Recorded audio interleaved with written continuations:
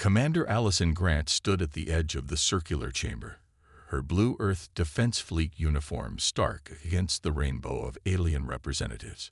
She took a deep breath, feeling the weight of humanity's future on her shoulders. The Galactic Council session had run for 14 hours today, the latest in a 6-month marathon of failed negotiations. The Council has heard Earth's concerns, announced the Accelerant Counselor, his translucent skin pulsing with dismissive yellow light. We find insufficient evidence that the incident at Horizon Colony constitutes a deliberate attack. Grant's fingers tightened around the digital tablet containing images of the destruction. Horizon had been home to 30,000 civilians. Now it was a smoking ruin. Insufficient evidence. Her voice remained controlled despite her anger. We provided sensor logs, debris analysis, survivor testimony. The Draconid vessels disabled our communication array before opening fire on civilian structures. The Draconid representative hissed, mandibles clicking. A patrol responding to unidentified energy signatures. Your colony was operating unauthorized quantum equipment. Research telescopes, Grant countered. As was clearly stated in our development plans submitted to this council 3 years ago. The Grand Arbiter, an ancient Mavorian whose species prided themselves on neutrality, raised a gnarled appendage. The Council recognizes this is a tragic event. However, without unanimous agreement on intent, we cannot authorize reparations or sanctions. Grant looked around the chamber. The same story for the 6th time this year. The Treskin mining operation that accidentally stripped an asteroid field in human space. The Viridian navigational error that brought a fleet into Earth's home system. The misinterpreted trade agreements that left human colonies without promised supplies. Each incident met with the same response. Sympathetic noises, technical objections, no consequences. Very well. Grant slipped her tablet into its case. Since this council cannot or will not enforce its own charter regarding the sovereignty of member species, Earth must reconsider its position. A ripple of murmurs spread through the chamber. The Accelerant Counselor's skin shifted to a patronizing blue. Commander Grant, diplomatic solutions require patience.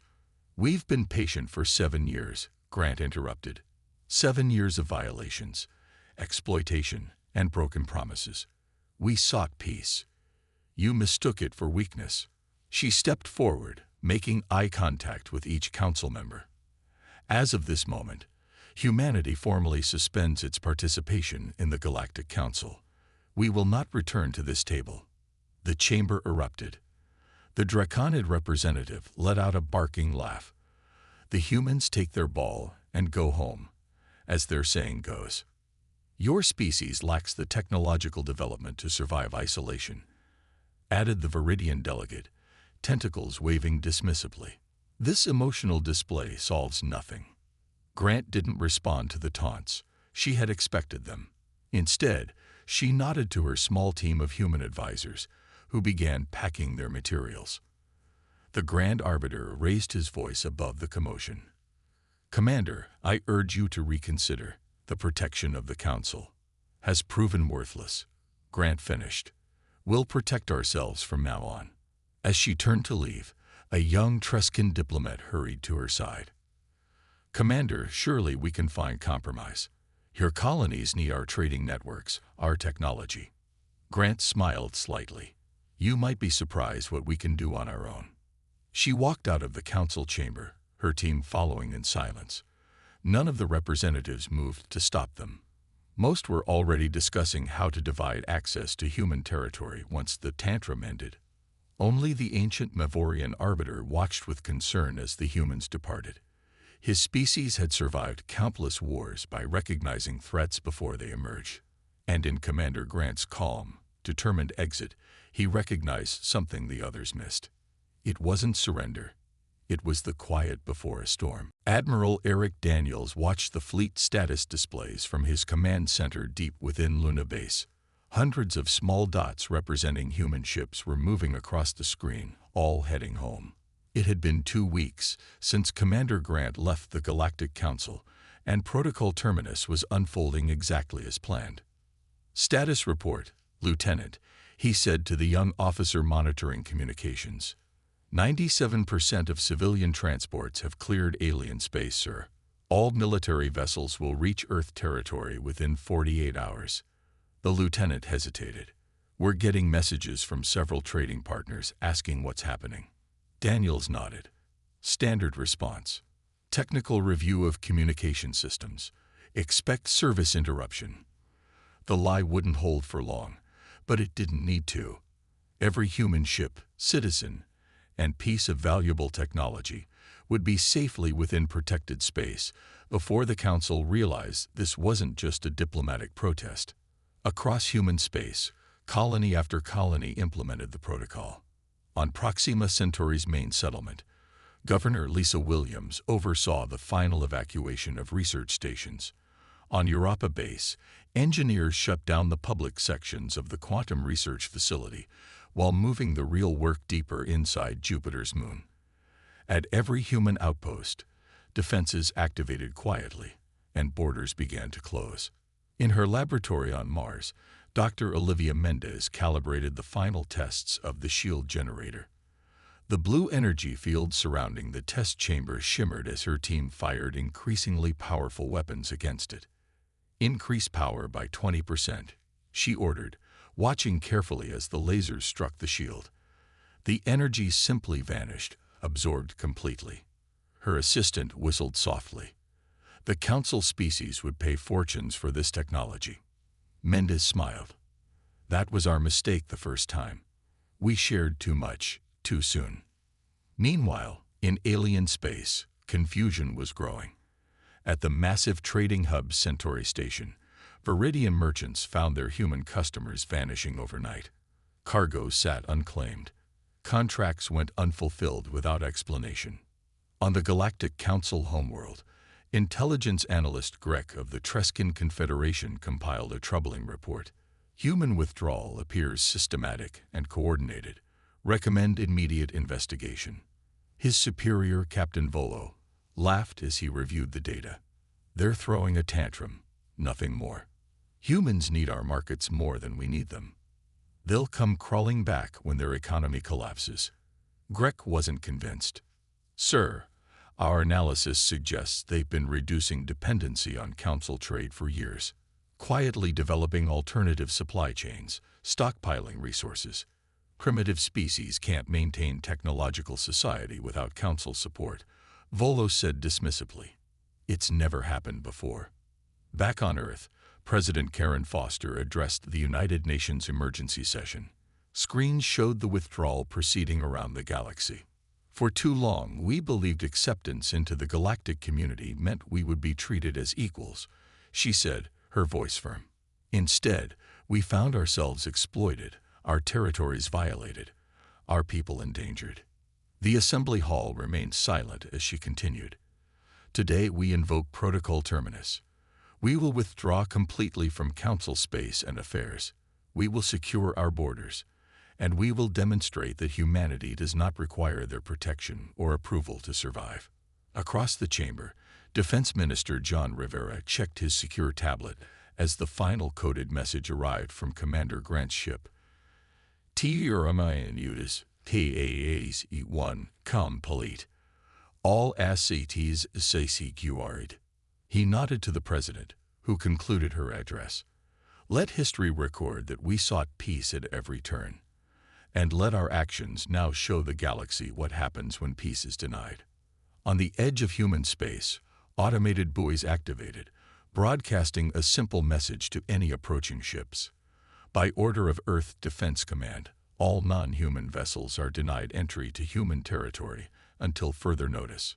The human retreat was complete, and the galaxy had no idea what would come next. 30 years earlier, the research vessel Pathfinder drifted silently through the asteroid belt beyond Mars.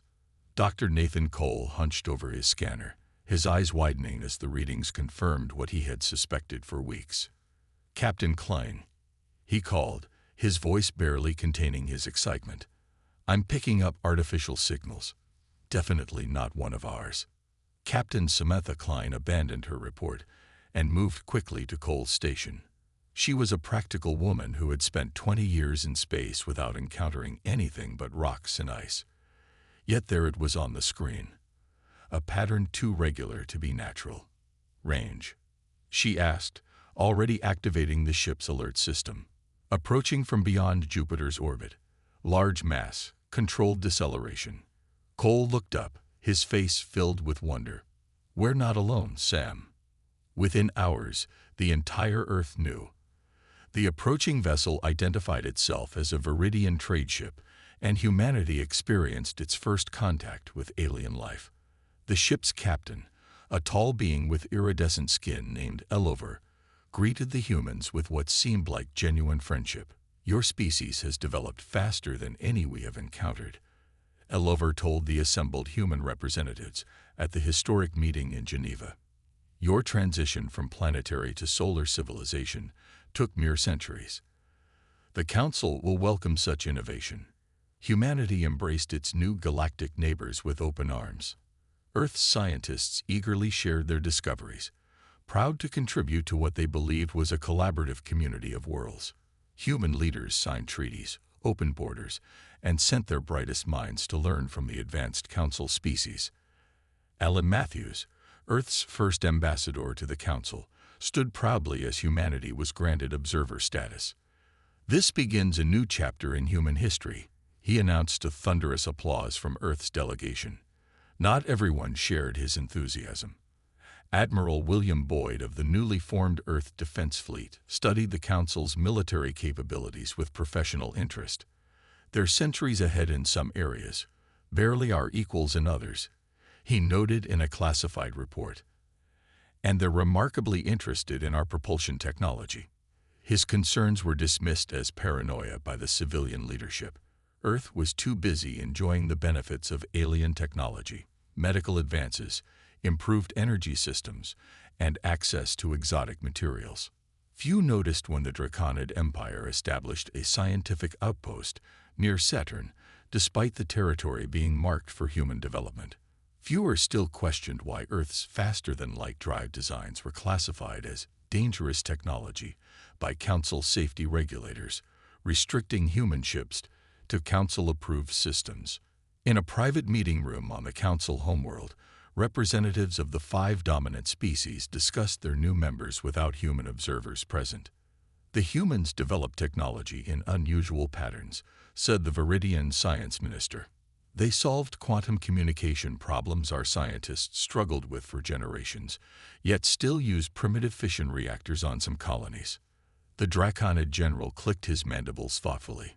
Their weapons are inefficient but show potential. Their military is small but adaptable. They are useful but naive, concluded the Cellaring counselor. Their enthusiasm makes them easy to manage. They share freely without understanding the value of what they give. The Treskin representative added, we should ensure they remain contained to their local sector. Their development rate could become problematic if not properly directed. Back on Earth, Cole and Klein, now both senior advisors to Earth's space program, walked through a garden at the United Nations complex. 30 years older but still driven by the wonder of that first contact. Do you ever wonder if we moved too quickly? Klein asked, watching alien ships passing overhead. Cole considered the question. Perhaps, but that's who we are. Eager explorers, willing to extend trust. Sometimes I feel like we're not being shown the whole picture, Klein admitted quietly. Neither knew how prophetic her concern would prove to be, or that humanity's trust was already being systematically abused. The seeds of humanity's eventual withdrawal were being planted, even as they gazed up at the stars they now shared with their new friends. Councillor Xerix of the Viridian Confederacy stared at the holographic display with growing alarm. Red warning symbols covered the entire human sector of space. For the 3rd day in a row, all attempts at communication had failed. This makes no sense, he muttered, his translucent skin pulsing with anxious purple light. An entire species doesn't simply go silent. His aide, a younger Viridian named Taylor, brought another report. The Trading Guild has lost contact with all 17 human worlds. Shipments worth billions of credits sit undelivered at transfer stations. Xerx's problems were just beginning. The chamber doors burst open as Ambassador Krall of the Treskin Confederation stormed in, followed by representatives from 3 other species. "What have you done?" Krall demanded, slamming a data crystal onto the table. "Our mining operation near Alpha Centauri was denied entry to human space. Automated defenses locked weapons on our ships. The same happened to our research vessel," added the Mavorian diplomat.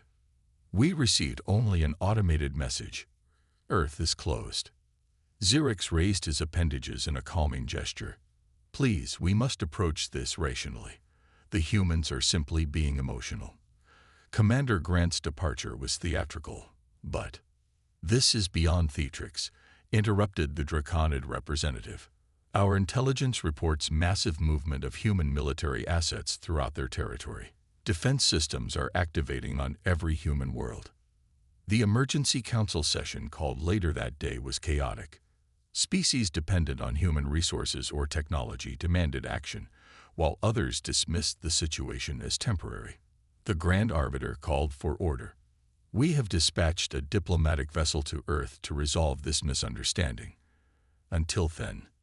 His statement was cut short as a communication officer rushed in. The diplomatic ship reports they were denied entry to Sol system.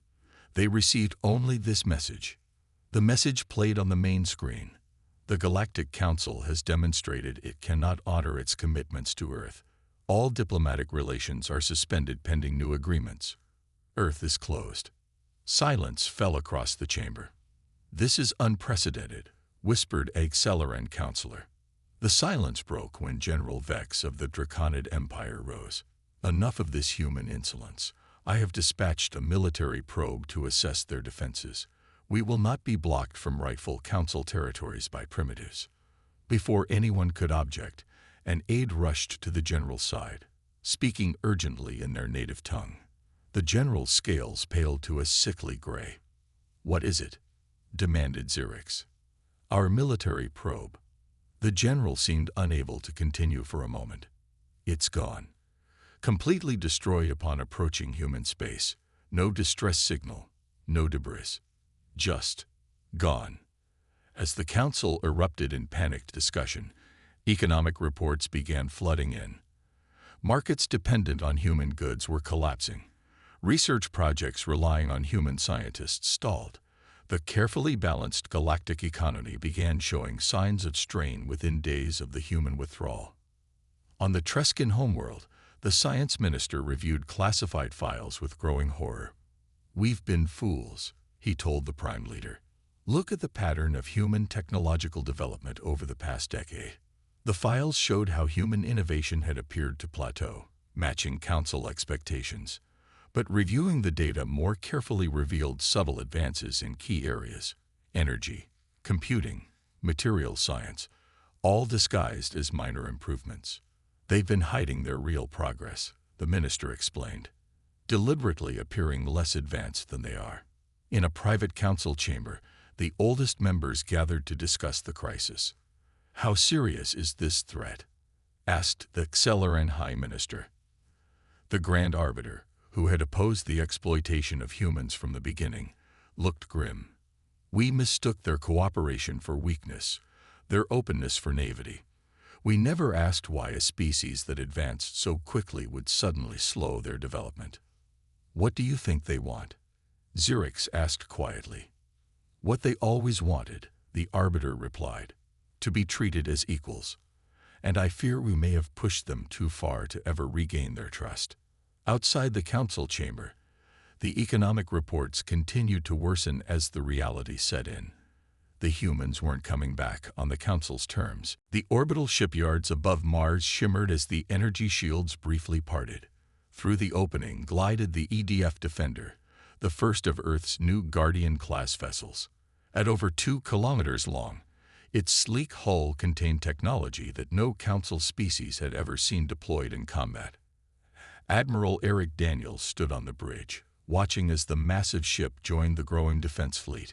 Similar vessels were emerging from shipyards throughout human space, taking positions at strategic points along the borders.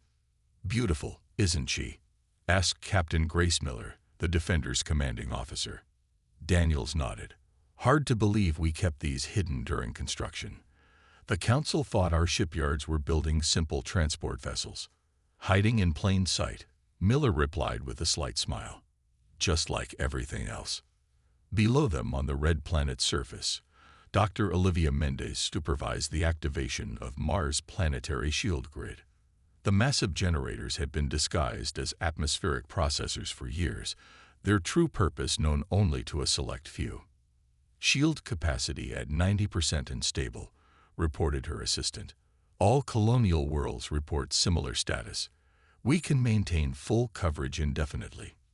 Mendez nodded, thinking of the years spent developing these systems in secret while sharing only outdated technology with the Council. "Send word to the Admiral. Defense Network Alpha is fully operational." Across Earth, citizens watched public screens as Admiral Daniels addressed the planet from the bridge of the Defender. His uniform was crisp, his expression resolute. "For 7 years, we sought peaceful coexistence with the Galactic Council. For 7 years, we endured territorial violations, resource theft, and diplomatic manipulation." His eyes hardened. "We never wanted war. We prepared for it because they gave us no choice."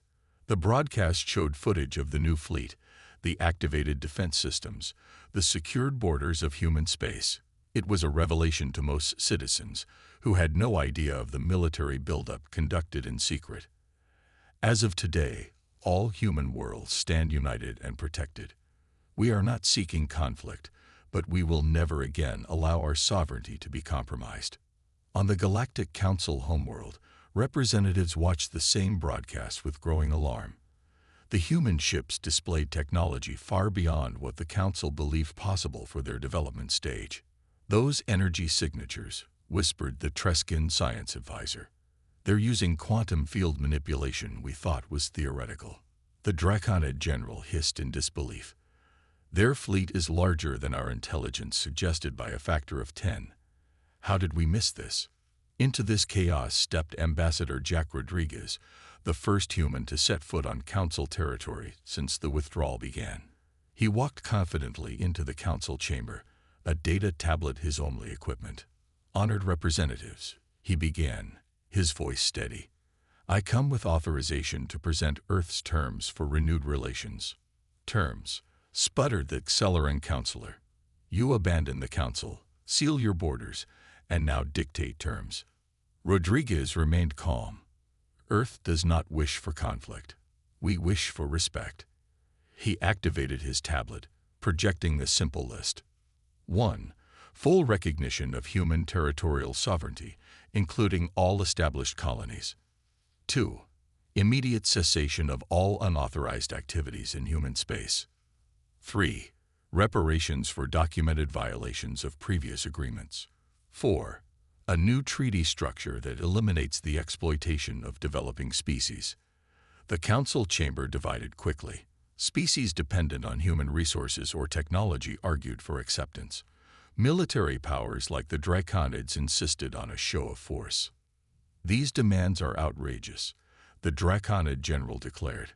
"I propose we assemble a joint fleet to demonstrate the consequences of defying the Council." Ambassador Rodriguez watched the argument unfold without concern. "Before you vote," he said quietly, "you should know that we shared only a fraction of our capabilities in this broadcast. We hope diplomatic resolution is possible, but Earth is prepared for any decision you make." The implied threat hung in the air as the Council fell silent. "How long?" asked the Grand Arbiter. "How long have you been preparing for this?" Rodriguez's expression remained neutral. "Since the day we realized peace required strength to defend it." The Draconid warships emerged from hyperspace without warning.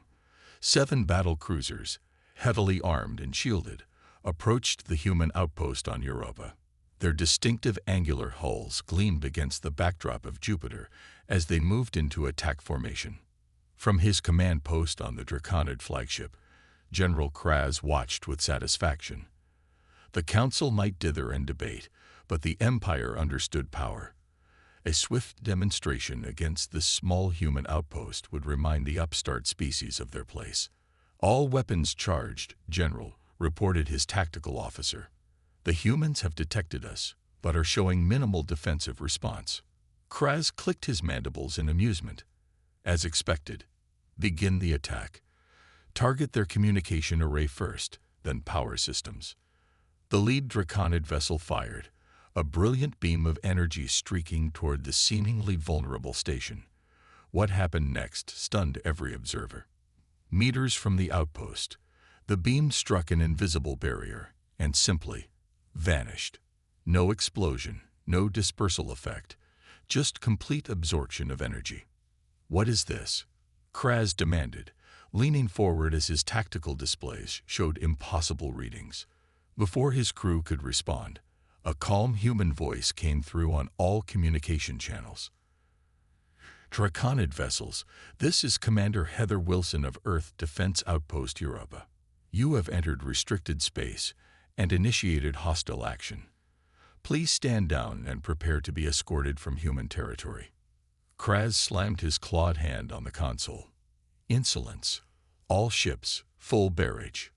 The Draconid fleet unleashed its firepower, dozens of energy weapons and projectiles, striking the invisible shield protecting the small outpost.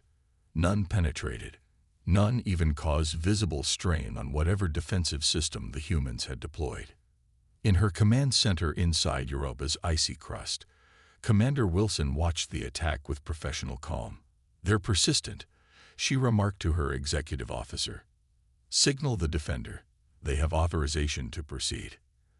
Light minutes away, the EDF defender dropped its cloak, revealing its massive form directly behind the Draconid fleet. Before the enemy vessels could react, precisely targeted energy pulses struck each ship in exactly the same location, their main power distribution nodes. One by one, the Draconid warships went dark, their engines and weapons disabled by attacks of surgical precision. Life support and basic systems remained functioning, but the fearsome battle group was now helpless, drifting in space. On the flagship's bridge, emergency lighting cast an eerie red glow as General Kraz stared in disbelief at the screens, showing his entire fleet neutralized in less than 30 seconds. No casualties, no destroyed ships, just complete tactical defeat. "How?" he began, but found no words to continue. The voice of Admiral Daniels replaced Commander Wilson's on the communication channel. "General Kraz, your vessels have been disabled, not destroyed. This was a choice, not a limitation. Your crews are unharmed. You will be towed to the border and released." Throughout Council space, the footage of the one-sided engagement spread rapidly across communication networks. Dr. Olivia Mendez's quantum shield technology had proven impenetrable to the most advanced Council weapons. The human response had been measured, precise, and overwhelmingly effective. On the Council homeworld, emergency sessions convened as the implications became clear. The humans had not only developed defensive technology beyond anything in known space, but had shown remarkable restraint in its application. The Xylaran counselor, skin pulsing with distressed patterns, addressed his colleagues. "They could have destroyed those ships. Every crew member would have died. But they didn't," noted the Grand Arbiter. "Even when attacked without provocation." In his private chambers, the Viridian High Minister reviewed classified reports with growing horror. Human technology had advanced beyond their projections by at least a century. The careful suppression of human innovation, redirecting their research, restricting their access to certain fields, had failed completely. "They knew," he whispered to his most trusted advisor. "They knew what we were doing and played along while developing in secret." As the disabled Draconid ships were towed to the border exactly as promised, Ambassador Rodriguez stood before the Council again, his expression grave. "We did not want this demonstration," he said simply. "But now you understand. Humanity seeks peace, but we have prepared for war. The choice of which path we take together is yours." The Galactic Council chamber was silent as the final vote was tallied. For the first time in its 5,000-year history, The Council had unanimously approved a treaty under pressure from a species they had considered primitive just weeks before. "The motion carries," announced the Grand Arbiter, his ancient voice solemn. "All human terms are accepted without modification." Ambassador Jack Rodriguez nodded respectfully. He felt no triumph, only quiet satisfaction that bloodshed had been avoided. The chamber doors opened, and a team of human analysts entered, carrying sealed data cores.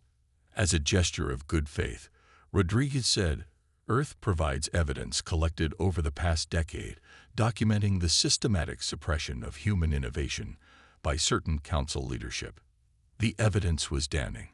Secret directives to limit human expansion, classified reports identifying promising human technologies to be redirected or discouraged, trade agreements deliberately designed to maintain dependency." By the day's end, 3 high ministers had resigned in disgrace. The Draconid general who had ordered the attack on Europa was stripped of rank. The council structure itself was reformed to prevent the exploitation of any species. On Horizon Colony, Commander Allison Grant stood amidst the reconstruction. The settlement that had been devastated was rising again, stronger than before. Prefabricated buildings gleamed in the alien sun, and colonists worked alongside council engineers who had been sent as part of the reparations agreement. "I never thought I'd see this," said Admiral Daniels, joining her on the observation platform. Actual cooperation. Grant watched as human children played with young Viridians in the colony's new park. They needed to understand we wouldn't be victims. Now that they do, real peace might be possible. Across human space, borders reopened under new protocols. Trade resumed with fair agreements. The massive defense fleet remained vigilant but no longer hidden, a constant reminder of humanity's resolve. In her laboratory on Mars, Dr. Olivia Mendez welcomed a delegation of the Council's top scientists. For years, she had developed technology in secret. Now, she could share her work openly with colleagues who treated her as an equal. The quantum shield functions by phase-shifting energy to an alternate dimensional state, she explained, pointing to her equations. "We discovered the principle by accident while researching something completely different." A Treskin scientist examined the formula with amazement. "This approach never occurred to our researchers. We were too fixed on conventional methods." "That's humanity's gift," Mendez replied with a smile. "We think differently. That's not a weakness. It's our strength." On Earth, the United Nations approved the new Galactic Charter, which Captain Samantha Klein had helped draft. 30 years after her first contact with alien life, she now led the first truly joint human-alien scientific mission. "The Pathfinder Aya will explore beyond known space," she told the assembled diplomats, with crew from 12 species working as equals. The ship that would carry them was a marvel of collaborative engineering, combining the best technology from across the galaxy. Its mission: peaceful exploration, with the hard-won wisdom that true cooperation required mutual respect. In the rebuilt gardens of Horizon Colony, Commander Grant and Admiral Daniels watched the sunset over mountains that had been scared by weapons fire just months before. Green shoots pushed through the healing soil. "Do you think it will last?" Grant asked, voicing the question many humans still carried. Daniels considered before answering. "I think they finally understand something about us that they missed before." "What's that?" "That we never wanted to fight. We prepared for it because we had to." He gestured to the colony around them, to the mixed groups of humans and aliens working together. "But what we build is always stronger than what we destroy." As darkness fell, lights came on throughout the settlement. Human technology powered by Viridian energy systems, protected by defenses designed by both species together. It wasn't perfect. Trust would take generations to fully rebuild. But as the first stars appeared above Horizon Colony, humanity had achieved something remarkable. Peace through strength, and with it, the respect they had sought from the beginning. Not as conquerors, not as victims, but as equals in a galaxy that had finally recognized its mistake. 5 years after the historic treaty signing, the galaxy had changed in ways few could have predicted. The integration of human innovation with council technology had accelerated scientific progress across all species. The reformed Galactic Council, now housed in a new headquarters orbiting a neutral star system, had become a true forum for cooperation rather than dominance. On the observation deck of Pathfinder I, Captain Samantha Klein watched as her crew prepared for the ship's return to Earth after its groundbreaking 2-year mission. The vessel had traveled farther into unexplored space than any previous expedition, discovering 3 potentially habitable worlds and making first contact with a pre-spaceflight civilization. "Final reports are complete, Captain," said First Officer Rala, a young Viridian whose skin rippled with excited blue patterns. "The xenobiology team is particularly pleased with their findings on the gas giant's moons." Klein smiled, still finding it remarkable how well the multi-species crew had functioned together. "Thank you, Rala. Has Dr. Mendez's team transmitted their results to Earth?" "Yes, Captain. Their dimensional resonance discoveries are already being incorporated into the next shield generation." The mention of shields brought a moment of reflection. The defensive technology that had once been humanity's secret protection was now being jointly developed for peaceful applications, including the protective barrier that had allowed Pathfinder I to safely navigate a neutron star's radiation field. In her office on Mars University's main campus, Dr. Olivia Mendez reviewed applications from students across the galaxy. The Interspecies Technology Exchange Program had been her proposal, and it had grown beyond anyone's expectations. Young scientists from 27 worlds now studied together, combining their unique perspectives to solve problems no single species could tackle alone. She paused at an application from a Draconid student, the species that had once attacked Horizon Colony. The young female's research proposal showed remarkable insight into quantum field manipulation. Mendez approved it without hesitation, appreciating how far they had all come. On Horizon Colony itself, a celebration was underway. The settlement had not only been rebuilt, but had expanded into a thriving center for cultural exchange. At the center of the newly completed memorial garden, Commander Allison Grant, now Governor Grant, unveiled a simple stone monument. "This memorial honors not just those we lost," she told the assembled crowd of humans and aliens, but the turning point their sacrifice represented. "When we chose strength without vengeance, defense without aggression." Among the audience, Admiral Eric Daniels sat beside the Grand Arbiter, the ancient Mavorian who had been the first council member to recognize humanity's potential. The unlikely friendship between the human military leader and the alien diplomat had become symbolic of the new order. "Your species continues to surprise us," the Arbiter said quietly. "We expected retaliation after we accepted your terms. Instead, you offered partnership." Daniels watched as children from 6 different species played around a fountain designed to accommodate all their physiologies. Revenge is easy but ultimately empty. Building something new is harder and better. In Earth's United Nations Hall, Ambassador Jack Rodriguez addressed the Global Assembly on the 5th anniversary of the treaty. Screens behind him showed images from across human space, colonies thriving, research advancing, and the defense fleet that remained vigilant but had never needed to fire a shot in anger. "5 years ago, we stood at a crossroads," Rodriguez said. "We could have chosen isolation or domination. Instead, we chose a harder path, showing strength while extending friendship, demanding respect while offering cooperation." He gestured to the alien representatives seated among Earth's diplomats. "The lesson the galaxy has learned from humanity is not about our technology or our resilience, though both are remarkable. It's about balance, the wisdom to prepare for conflict while working tirelessly for peace." As night fell across the rebuilt Horizon Colony, Governor Grant stood alone at the edge of the settlement, watching the unfamiliar constellations. A message from Pathfinder I had arrived earlier. They had discovered another intelligent species, peaceful and curious. This time, first contact would be different. This time, all the galaxy's peoples would approach new civilizations with the wisdom hard-won from humanity's stand. This time, respect would come first.